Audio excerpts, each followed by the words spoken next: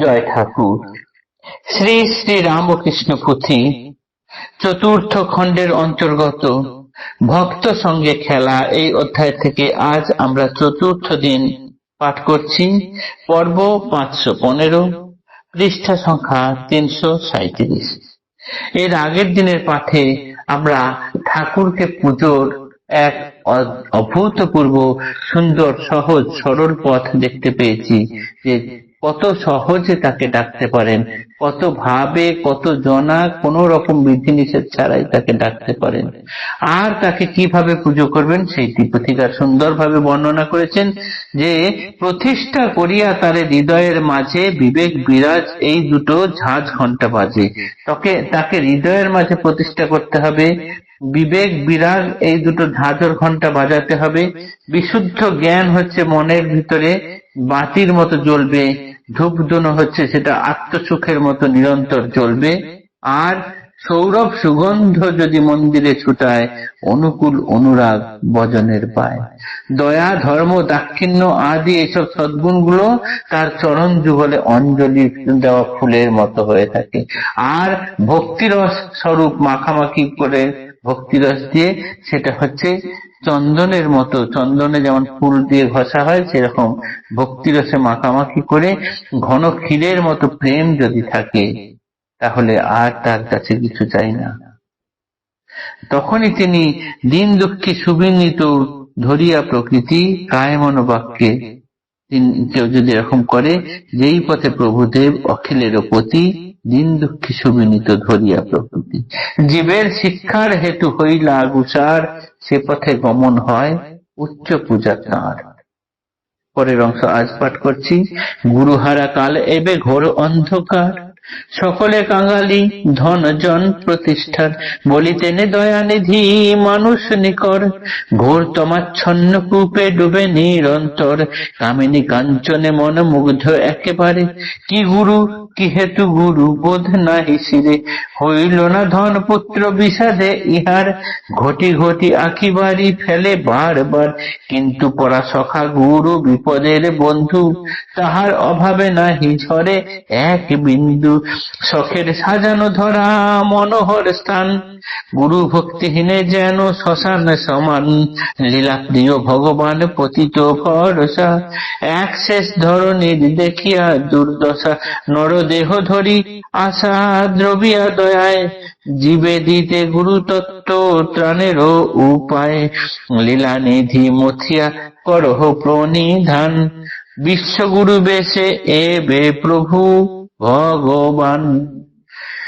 সার্বভৌম ভাব কান্তি অঙ্গে করে খেলা, নিবারিতে ধর্মে ধর্মে বিবাদের জ্বালা, সার্বভৌম ভাবে হয় সব একাকার, ভবের হাটেতে খোলে প্রেমেরও বাজার, জগৎ ডুবান এই ভাব সুবিশাল, বিধি বিষ্ণু মহেশ জানা পায় নাগাল, রামে কি রমেশে কিবা দয়াল গোড়ায়, তেজপুঞ্জে কলেবর ঈশা কি মূষায়, কভুনা ফুটিল যাহা অবতার কালে, এবে প্রভু রাম কৃষ্ণ পূর্ণ ভাবে খেলে, কোন অবতারে ভাব এমন সুন্দর, সব ধর্মে সব মতে সমান আদর, রামে শ্যামে জ্যাকে জনে রহিমে খলিলে, সমান যতনে সমভাবে এক কোলে, এই সার্বভৌম ভাব ভাবেরও বারতা, নানা ফুলে ফুলহার এক সূত্রে গাঁথা,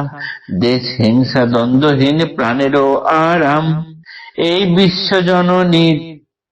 বিশ্বজনীন ধর্ম যার নাম, এই বিশ্বব্যাপী ভাব শিক্ষা দিতে জীবে, বিশ্বগুরু বিনা অন্যে কভু না সম্ভবে, কার সাধ্য দেখাইতে পারে এই পথ, সুশীতল বট ছায়া দেয় একা বট, সুবিশাল সার্বভৌম শ্রীপ্রভুর মত, নিশ্চয় অবশ্য কালে হবে বলবৎ, কলির কলুষতম ধ্রুব হবে দূর, জীব পাবে গুরু তত্ত্ব কৃপায় প্রভুর, তাহার অমর বীজ করিতে রোপণ, রামকৃষ্ণ অবতার বিবাদ ভঞ্জন, আস্বাদ পাইয়া পরে সে তত্ত্বেরও ভার, গুরুত্বের বরিবে সবে প্রভুরে আমার, জীবের ভরসা আশা প্রভু ভগবান, শ্রীবচনে শুনো মন তাহার প্রমাণ,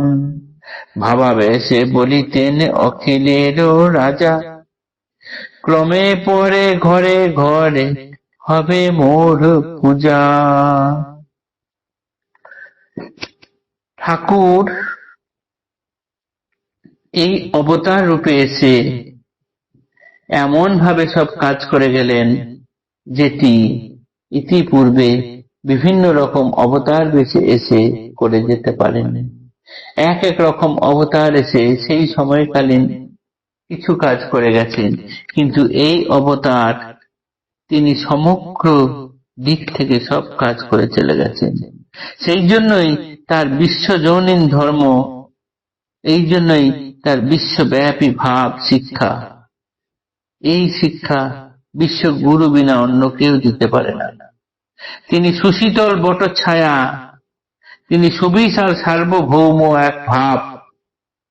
এবং এখনো পর্যন্ত ঠাকুর যখন এই কথা বা পুঁথি যখন লেখা হচ্ছে, তখনো পর্যন্ত যারা বুঝতে পারেননি, কালে কালে সেটি বোঝা হবে। আর পরে পরে মানুষ যত গুরুত্ব বুঝবে, এই তত্ত্বের ভার যত বুঝতে পারবে, তত সকলেই শ্রী শ্রী ঠাকুরের দিকে এগিয়ে আসবে। এ কথা ঠাকুর নিজে বলে গেছেন। কিরকম ভাবে? ভাবাবেশে বলিতেন অখিলের রাজা, ক্রমে পরে ঘরে ঘরে হবে মোর পূজা, যেটি আমরা এখন দেখতে পাচ্ছি এবং সামনের দিনেও আরো দেখা যাবে। জয় ঠাকুর, জয় শ্রী রামকৃষ্ণ। নমস্কার।